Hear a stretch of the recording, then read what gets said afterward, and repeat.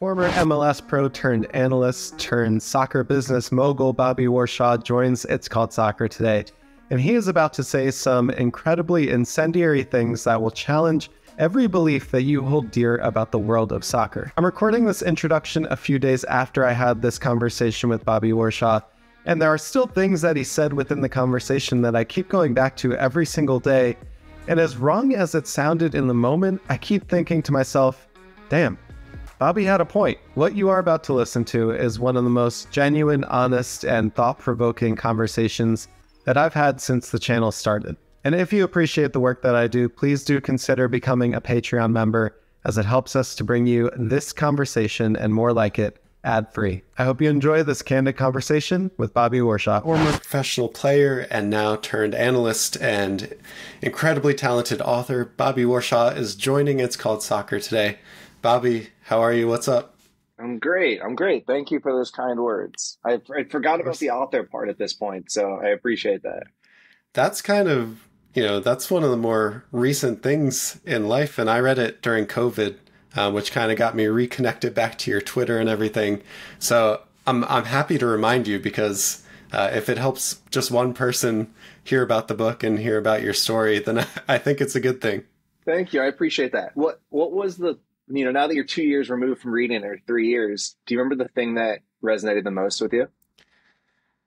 So there's two moments. The first is having like the luck of the coach and the team align with where you are in your career and being in the right headspace.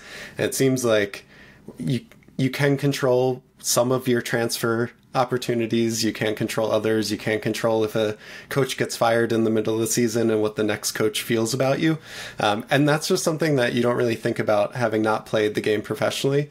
So for me, it was a really nice insight into like the humanity and the risk taking that you have to do within your transfer opportunities and the decisions that you make throughout your career, especially if you're not like one of the, and please don't, I hope you don't mind me saying this, but not one of the like premier players within the country. So for you to think about your opportunities and like where the risks lie, where the best opportunity is, and then leaving your home, your family, your girlfriend, all of that, that still sticks to me as like the humanity behind the player. All right. That's a good one. I like that. Yeah.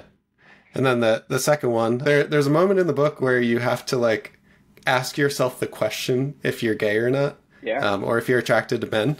And I just thought the way that you wrote about that and like your thought process of like, oh, I've never in my life actually just like checked myself if I think this way or not. I just thought that was like such an oddly human thought to have. And it's just something you don't think about from an everyday perspective, which wasn't necessarily related to soccer, but I just thought that was a nice little moment where you captured kind of what a lot of people do when you get to 20, 25, 30.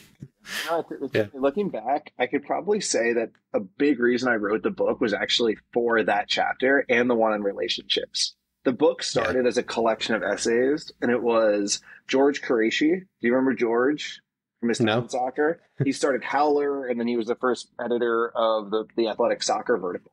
George made me he nudged me to create a through line.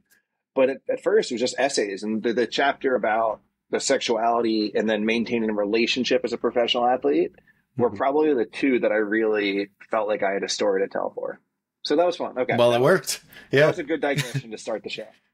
And for anyone listening, we didn't coordinate that before we started. That was a genuine, those were the two moments that stuck out with me. So Bobby, I want to cover a lot of your perspectives on what you had talked about in the book, but maybe more current topics as well. Major League Soccer, USMNT, maybe looking ahead at the women's team going into the summer of the World Cup for them. And then we have some fan questions from the Discord. So I hope you're ready. But maybe let's just start from like the transition of being an accomplished soccer player to an analyst and an author. What was some of the more challenging parts of making that transition from having played the game for most of your life professionally to now needing to look at it from the outsider's perspective? Yeah, really good question. It is, I hear you 3-month-old there. That's great. That's very cute. It is, it's a great question. I would say the main thing is that when current players watch people on TV or hear their podcasts, they're always talking. You kind of think to yourself, oh, it's just sitting up there talking about soccer, right? How hard can that be? I talk about soccer all day, every day with my friends. But once you go in front of a camera, or once you actually become a member of the media, and personality group, it is so much more than talking about soccer, because being in front of a camera or behind a microphone is a real craft, right? The way that we all sit at a restaurant and talk about soccer is different, and it requires different energy, different cadence, different verbiage than it does to be in front of a camera. And if you were to do A in the scenario of B, it would be bad and suck. And the second is just the topics that people want. I mean, the truth is that, like, when you turn on the TV, and ESPN and Fox and these places are so good at it, that when you turn on the TV, you expect to get certain topics that are naturally compelling and engaging and want you to think and talk about them. And that's actually hard to catch on to. And as a player, you want to talk about, the undervalued domestic players or the glue players in a team. And the second you go to the media, like, nobody gives a shit about any of that. They only truly deeply want to talk about Zlatan, which is hard to accept, but that's what pays the bills, and you come around to it at some point. Yeah, and I mean, I've even noticed in the YouTube sphere, the things that I maybe want to talk about or are most passionate about is like the underlying tactics, or highlighting a lesser known player and maybe how they take a first touch and they're the pivot player, but that doesn't get the views. So is there anything that frustrates you about the way that media covers it? I mean, because it needs to be engaging content, is there something that you just wished was a little bit more prevalent within the media space? Yeah, it's another awesome question. I think about this often. I tell anybody that'll listen, so I appreciate you giving the space.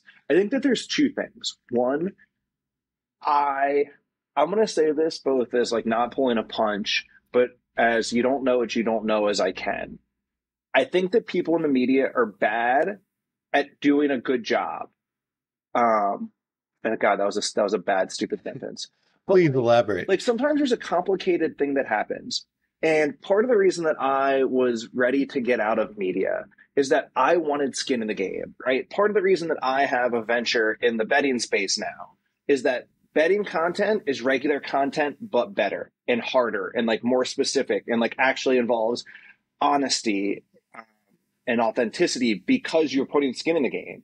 Right? Like, it's one thing to be like, oh yeah, that team's good because of X and Y. But once you turn that into betting focused content, you actually have to be right. It's not just a thing you say. So a complicated thing happens, and I'm looking around, and I should say the other part of my work is in the strategy and advisory. So, like, again, I need to be good and right because there's real wins and losses and revenue on the line. And something happens in the soccer space, and I look around, I'm like, there's 6 dimensions to this, and why are we only talking about 2 of them? And I get to the original point that people want simplicity. But there's also a space where it's like, I don't know, somebody should just explain what's happening in the world and why decision maker A, who is maybe getting bashed or praised, would have done that, because that person had to go through all 6 layers. And just because you at The Athletic only have 6 hours to churn out an article doesn't mean you can't go through all 6 layers. And I don't know if that's a lack of experience, the fact that people that cover soccer have not actually been at clubs or been in the business world, so they only have experience with the first 2. But I think there's still a giant space to, like, dig deeper into the complexities of what's happening at the level to which the decision maker actually has to do it. And I think that the second part to that, too, is, well, let me give an example first. Like, what do you think of the Apple deal for MLS? Okay, so my perspective on this is that I appreciate the enhancement of the coverage, but I don't appreciate that it takes away local markets, that it puts it behind a paywall. And if I think about, my intention is to help lower the barrier for people to fall in love with the game, then the Apple deal is bad for that. Maybe it's good for me as someone who's just obsessed completely with it, but that's kind of where I need to separate myself from, well, I also, part of what makes soccer special is that other people love it as much as you do, and you can share in that. Yeah. And I think the Apple deal kind of falls short in making sure that continues. Because they took out ESPN, I mean, there's still the same number of games a week on cable. Yeah. I mean, so for instance, I live in the Philadelphia suburb, and before the Apple deal, you could have bars that were showing the Philadelphia Union games. Right. There is still a deal, I think, with the satellite company where bars can pay and show that. But from my personal experience now going within that area, there's not really like an interest at the local level unless you're already a fan of that team.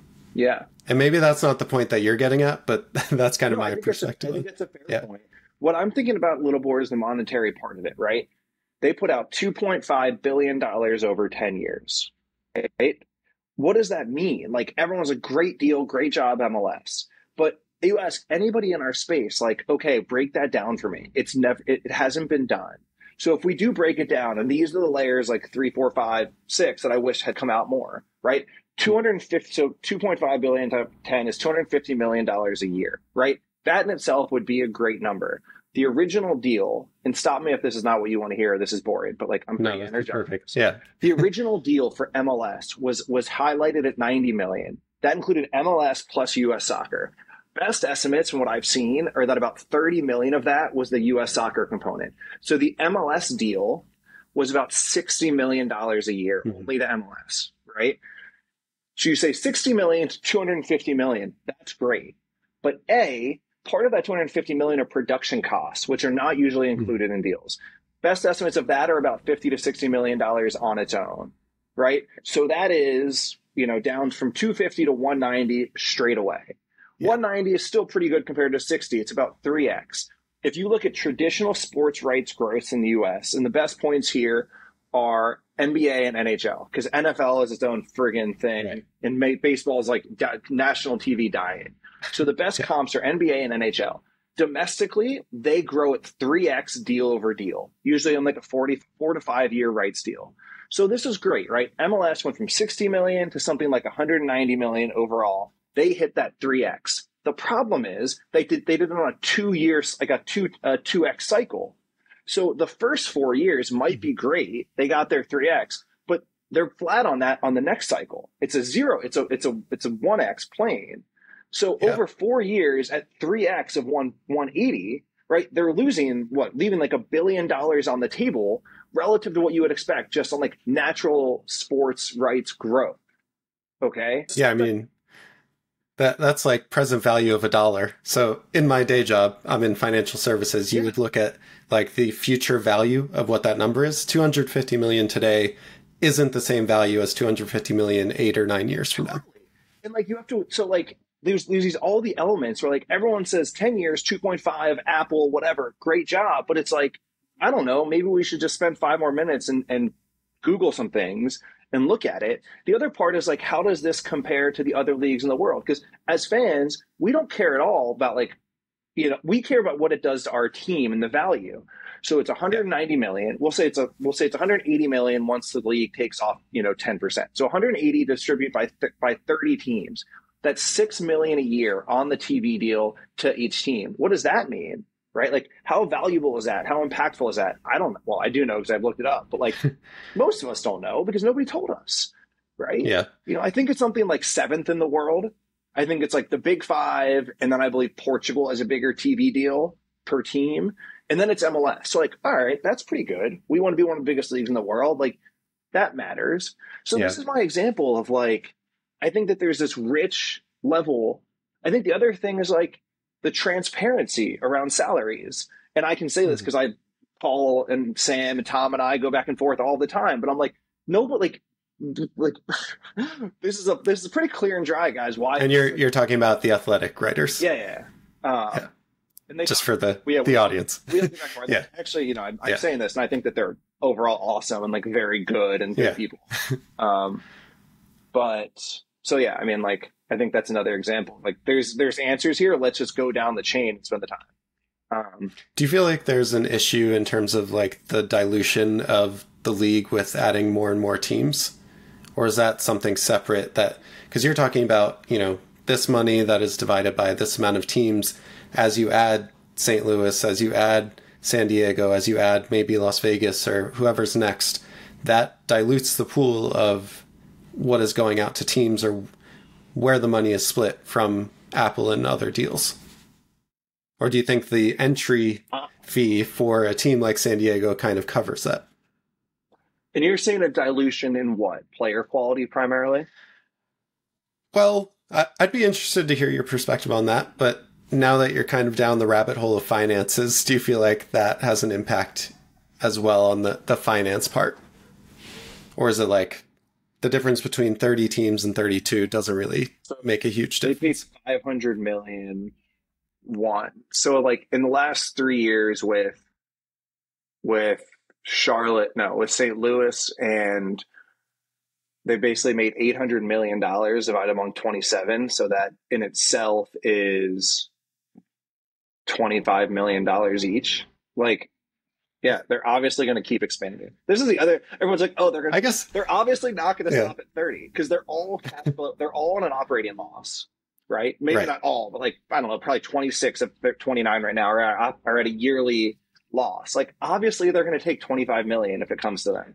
I guess the big question is it a good financial decision to own a Major League Soccer team? Oh, this is awesome. Can I talk about the player quality? Well, please. Let's do this first. Is it a good decision? Because this is part of what I do. This is like we do a fair amount of M&A advisory. How much do you know, or how much do you think about this question about sports team investments? I personally think about it a lot, and I find it interesting. And I'm not sure where the audience is even feeling like this is going, but I'd be interested to hear your perspective. Okay. And why don't you go first? I mean, so if I'm a very wealthy person and I have enough money to buy a club, my investment and my outlook on the future is more about leveraging the value of my club over time. So what I mean by that is like if I'm St. Louis City and I spend $250 million on an entry fee and I run an operation for 10, 15 years and the value of MLS goes up, the value of teams around me goes up, the entry fee for MLS goes to 700, 800 million, and that makes my club more valuable than what I started it at, and it's a better investment than I can get in, I don't know, the stock market, hedge funds, whatever, then that's a good financial decision. Like a lot of people consider, and maybe you'll talk about the operating loss, but like a lot of people consider that so many teams run at an operating loss to be a bad financial decision. Like, why would anyone want to own a soccer club or a football club? But it's not necessarily about the year over year amount of money that you're spending or making. It's also about the investment that you have to be able to sell later on. Right. Yeah. And what you're speaking to there at the end is basically the difference between capital gains and writing off losses. So the very simple one sentence to someone listening, and you'll do a better job of explaining this than I would, but is basically as long as your asset value growth exceeds your losses or even matches your losses, you've made money because you're writing off those losses at your income tax rate and you're making money at a capital gains rate.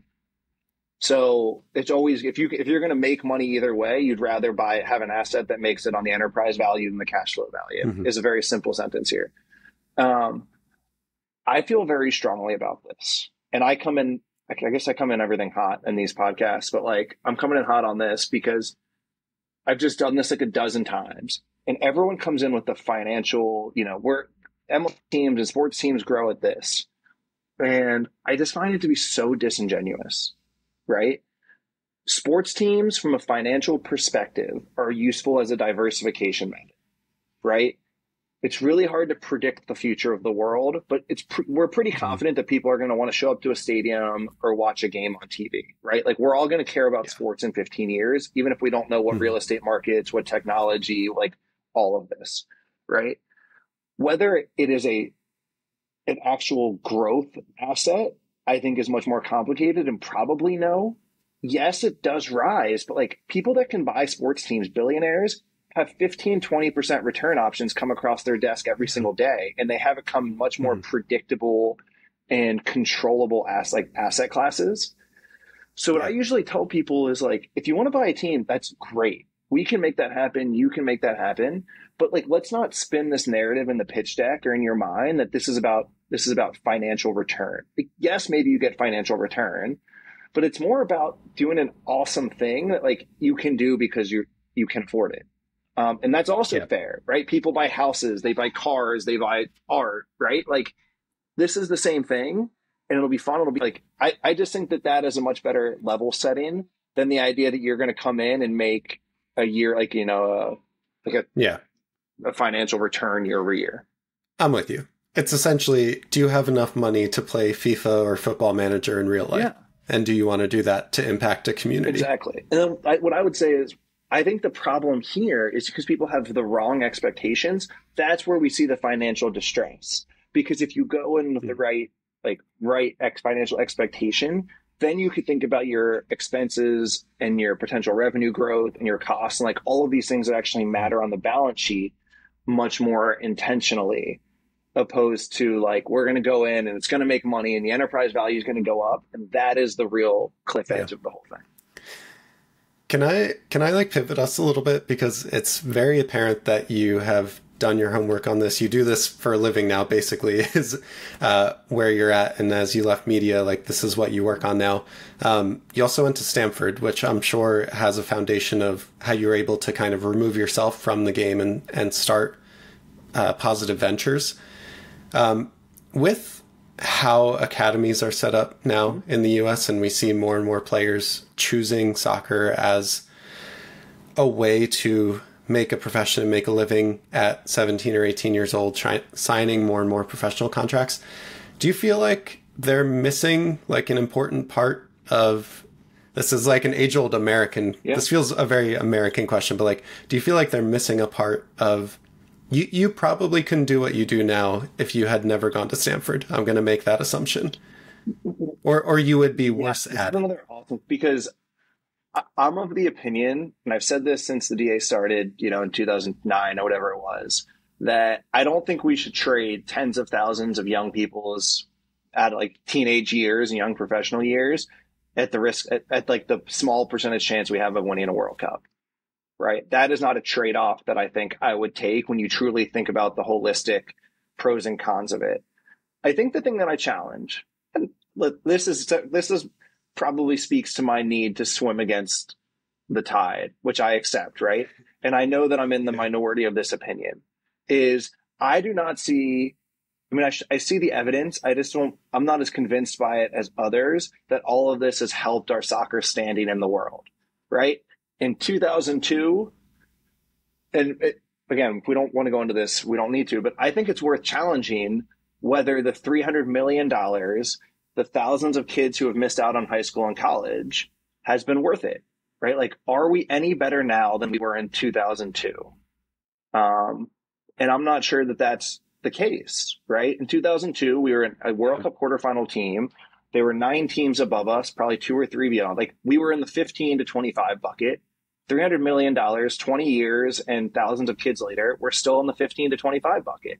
And I see nothing that makes me particularly confident at the moment that we're going to move above that. But I mean, World Cups are like, there's not a lot of data, right? They happen once every 4 years. 2002 was an amazing team, but could that have been a flash in the pan where now we're in 2023, things are maybe getting a little bit more consistent in terms of performance? And that's more of a hypothetical. Yeah. But 1998, like, we also kind of kicked Brazil's butt in the second round. We lost and we were up a man, but 2000, like, so you think you are more confident that we are improving? Yeah, I think if you're looking at, if you zoom out and look at a graph of performances and skill and technique, all of that, the 2002, the 1998, 2009 Confederations Cup, like those are all kind of short-term blip ups where you get a little bit of this is what it looks like to be really, really good. But we're kind of like on that long-term path of being consistently higher and higher up, to the point where hopefully we at some point win a World Cup or do something on the international stage. But that we're not blipping and that we are. There's none. 2018, we didn't even qualify.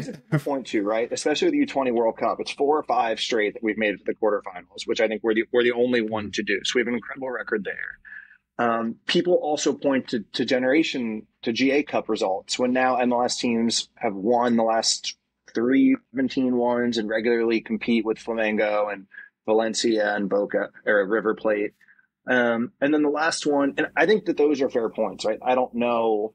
I don't have a great way to contextualize those, except when you look at our profession. And then people always say we have more players in Europe. And I say, how many players does Gambia have in Europe now? How many does Mali? How many does Japan? Like everyone has more players. Basically, everyone has more players in the Big Five, and Italy and Argentina have less. Yeah, it's more of a globalization of the sport. We have more players in Europe as a positive sign of our youth development, and we don't have the context. We also say, like, look at our players. Look how much more technically and tactically savvy they are. Like, have you watched Scandinavia? Have you watched Japan? Have you watched the Czech? Like, everyone has gotten better at soccer. Sorry. So I don't know. And these you can call these are the types of hard questions. Like, I think we have this general narrative that American soccer is on the rise, right? MLS games have more attendance, which like also isn't true. If you take out the expansion teams, per average, MLS teams are down in attendance to the 2019 pre-COVID years. So I think this is one of these really hard questions where, like, is America's soccer on the ascent? I don't know, maybe. I'm just not as confident. What's your lean? I would lean not. And I think that's important because then you actually have to remake more hard decisions. I mean, I don't know, maybe it doesn't, maybe having this conversation doesn't, like, what hard decisions can you make, right? Can you really restructure MLS? Could you restructure? I don't know. But it just feels intellectually like something I wish that. You're kind of explaining the common case of, like, you see a cause and you see an effect and you combine the two, but they're not really related to each other. And you're saying that the amount that the globe itself has kind of become smaller and the quality of training throughout the world is what's actually driving change on the US side, but also on everyone else's side as well. So it's kind of like we're riding the rising tide that everyone else is. Exactly. And are we actually gaining edge or competitive advantage within that? I don't know. I'm just not sure I don't have as good of a grasp as I would like to. I guess, like, on that point, and since you said no in the yes or no, I was going to ask about the U20 World Cup and if you feel like this is kind of just looking at the team and the quality of the team and the way that we've gone about the 4 games, we've given up 0 goals.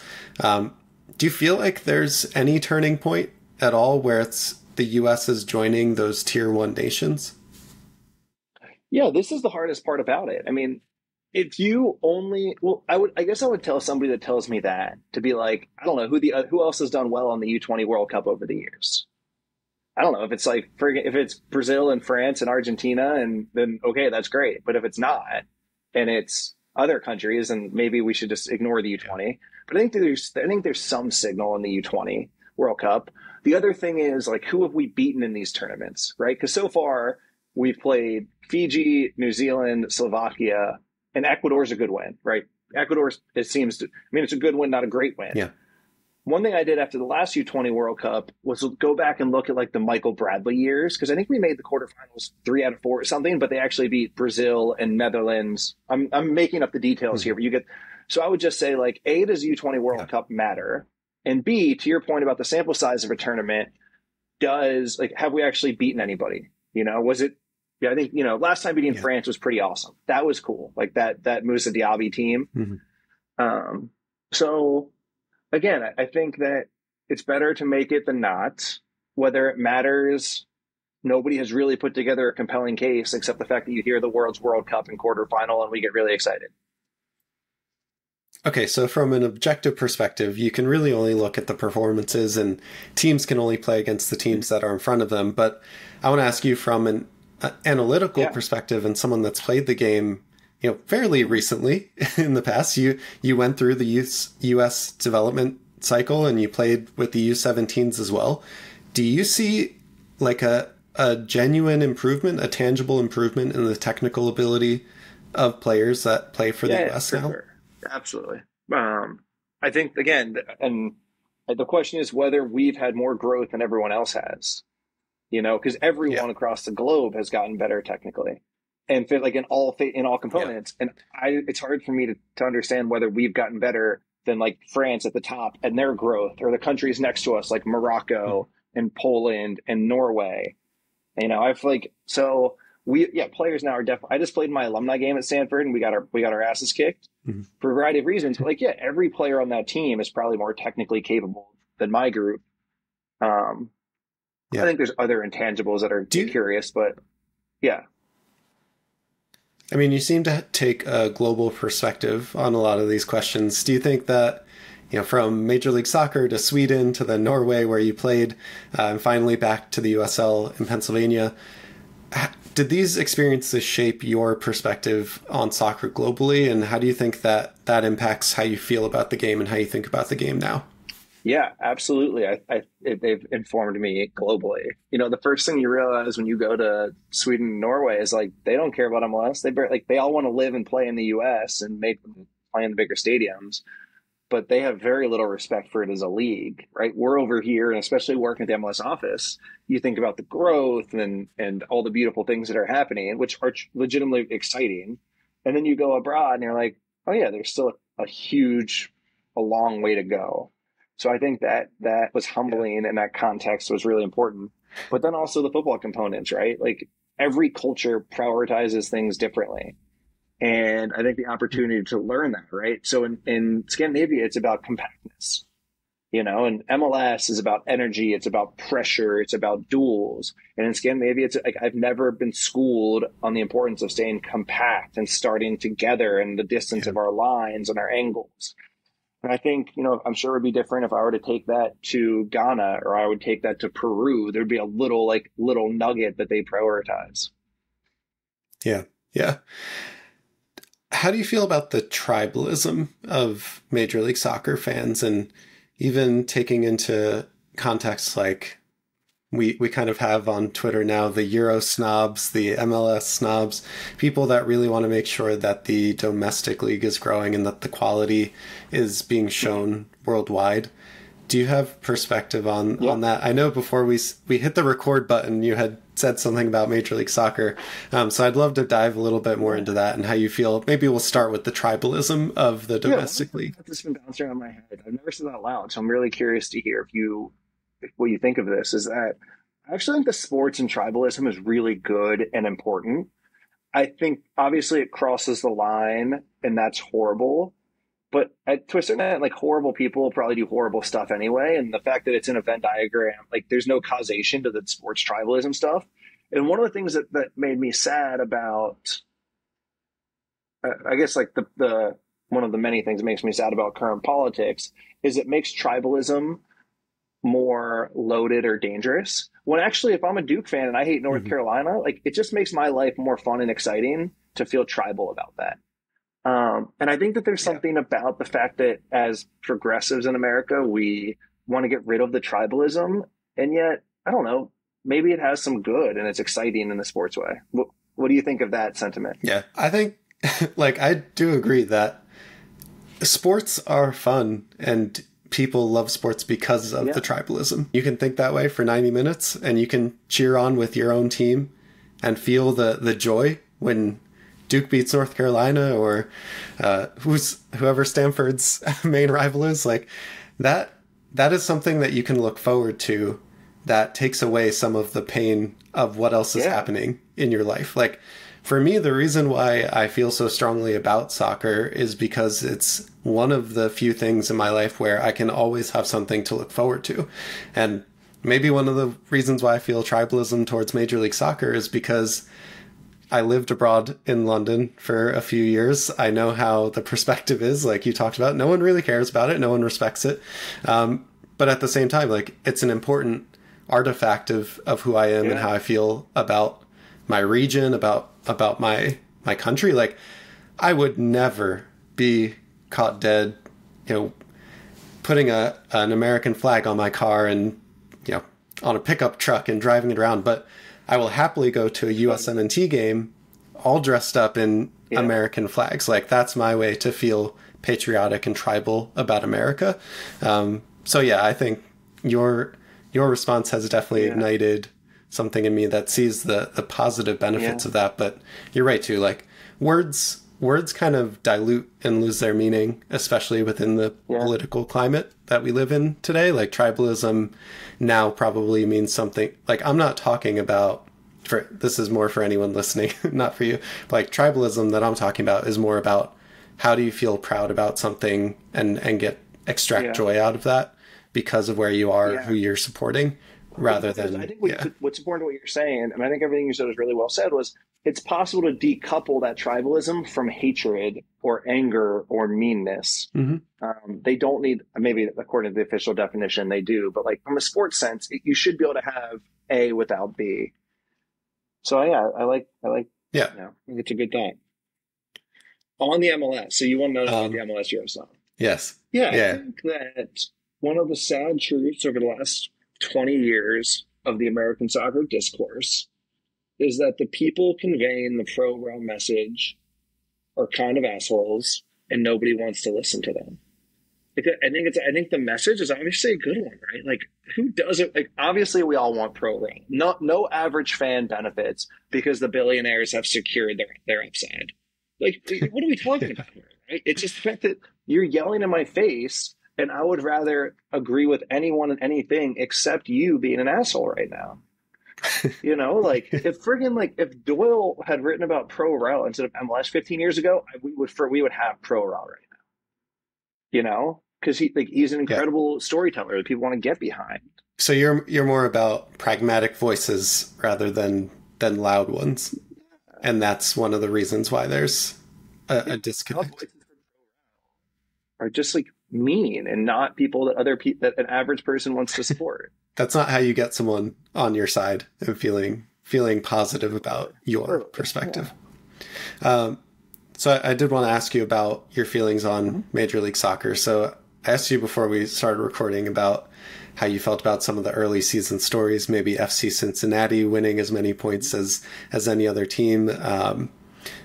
How do you feel about early season Major League Soccer stories? Is there anything that sticks out to you? I'm a little bit bummed out right now about the MLS stories. And listen, like, I don't know. I've grown up my whole life a diehard MLS fan, right? I went to DC United games as a kid. Some people dream of playing the Premier League. Like, I legitimately dreamed of getting drafted and playing in MLS. And yet, which happened? Like, that was that was it.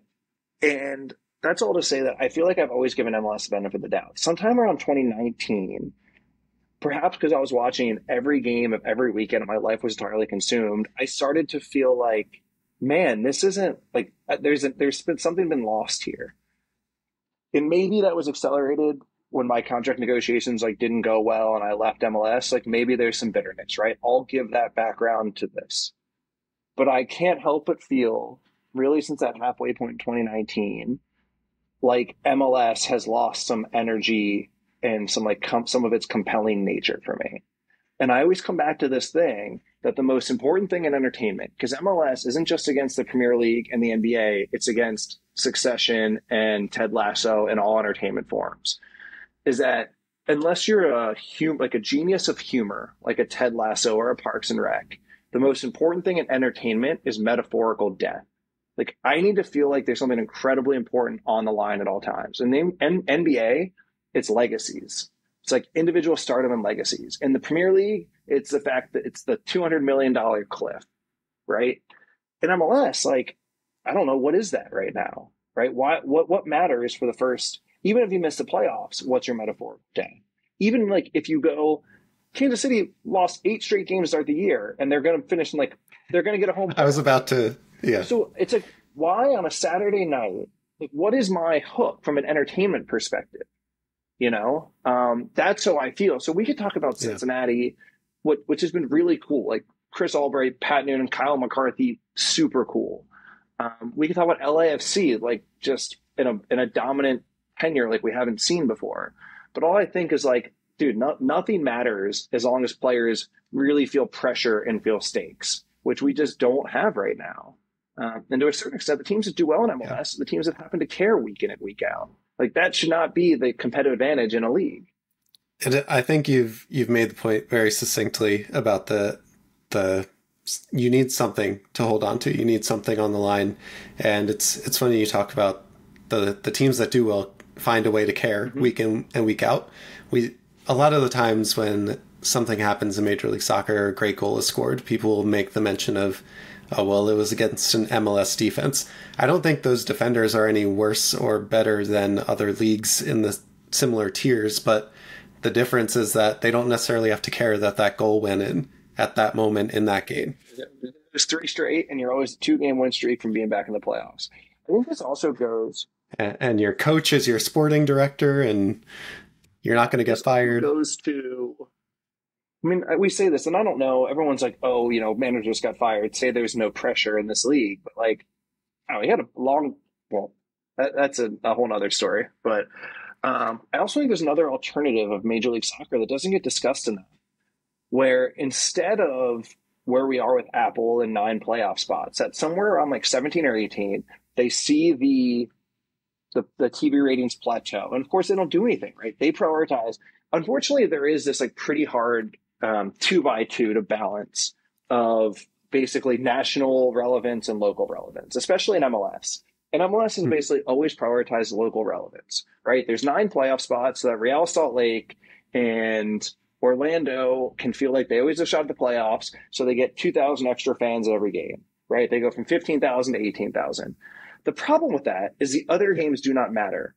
So the other games do not matter. When I turn on ESPN, there's no stakes, there's no pressure. Like I can see that Rodolfo Pizarro, who I should be turning on the TV for, is like mostly indifferent, right?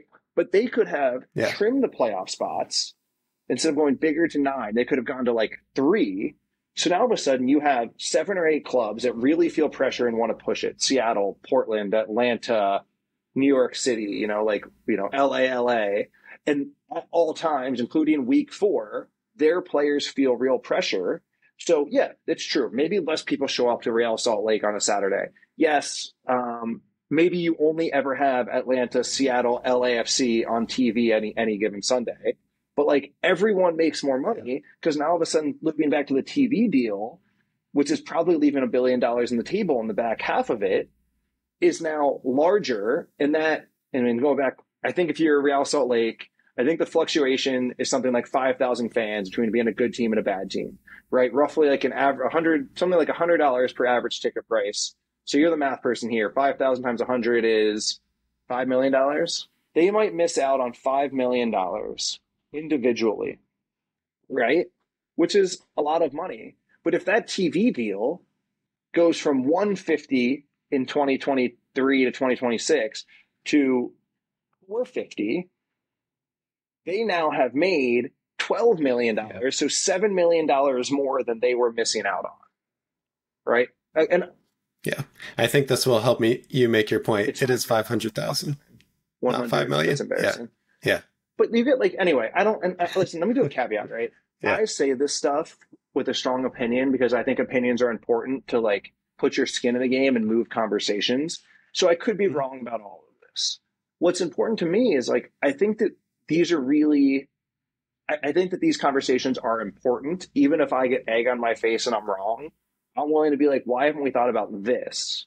And, I hope people do get in your comments or in your discourse and be like, that was friggin' stupid. He's obviously wrong for X, Y, and Z, but at least we're having a conversation that moves things along. So if we do advance the conversation then and move things along, do you have any other opinions about what can add to that pressure outside of reducing the amount of playoff spots? What does your perfect Major League Soccer season look like? The answer a lot of people give is pro rel. I don't even know. I think regardless of how you set it up now, you set it up with like in some type of guaranteed floor, which like, I don't know. The thing about the Premier League is like there truly is death on the line for that club. You can turn into Blackburn or you can turn into Sun. Like, if you go from having 30 million in revenue to like 24 million and you're never going to go before 24 million is like, does that really get me to turn on the TV? So I don't know that it's pro rel. I think the best other thing you can do is probably player bonuses. I think like if you give Max Shaqiri's salary at $2 million and let him earn $6 million if he finishes in the playoffs, like, all right, like now we're talking. I mean, this is the Bundesliga, right? The Bundesliga, a regular contributor can something like double their comp from bonuses. And I think the Yeah. other, But then we might not get the Shakiris to come to Chicago Fire. I would say if we're going to get the current state of some of these players, then we're all better off if they don't come anyway. So, yeah. It's also, I think, Yeah, fair. like it feels like we could be more intentional about who moves the needle. Like, was anybody going to come watch Shaqiri anyway? Mm-hmm. Like, I'd be No, he's not a Beckham level. Like, there's very few Beckham. Even I would argue, like the ability for Major League Soccer to build true stars in the league is not like at the level that I would like to see. I think Thiago Almada could be a true star, and there's a lot to say about being able to see that player play when they're 21, 22 years old, and they're going to be sold for, I don't know, 30 million, 35 million in the transfer window. There's very little to, like, a person that's not paying immediate attention to that doesn't see it. And I guess that's kind of, I'm finding my answers to revolve around one perspective of, like, it's very hard for someone that isn't already, like, completely absorbed by this already to figure out who these players are, what matters in Major League Soccer, what to get excited about. I'm kind of just going through, like, my classic records. I don't really have more things to say beyond what I've said here, but I've pitched to people that basically every game should, I think the underused part of sports entertainment is on-screen graphics. I don't need my full 29-inch TV or whatever it is to show the field. You could actually give me a little graphic in the bottom left that shows who's on the field and who the most important players are. So you're creating basically a micro match within it. So yes, I'm watching Atlanta versus Philly, but you're also giving me an Almada versus Carranza little thing where it's like who has more touches, who has more, on ball value added, who has more chance, like whatever it is. But you're building the narratives in a side way, so that I think so that the announcers can still speak to but then that graphic grabs the new fan in, and that's what brings people into the tent. I like that a lot. We are running out of time, Bobby, so I'm going to ask you one last question, which is there a consistent, this is a little bit of a pivot again, so sorry if you have more things to say about MLS. Is there a consistent experience that you feel like a lot of professional players go through that isn't really talked about or gets enough attention from the public? Mm-hmm. Like, what do we miss by not being professional players and not having your experience?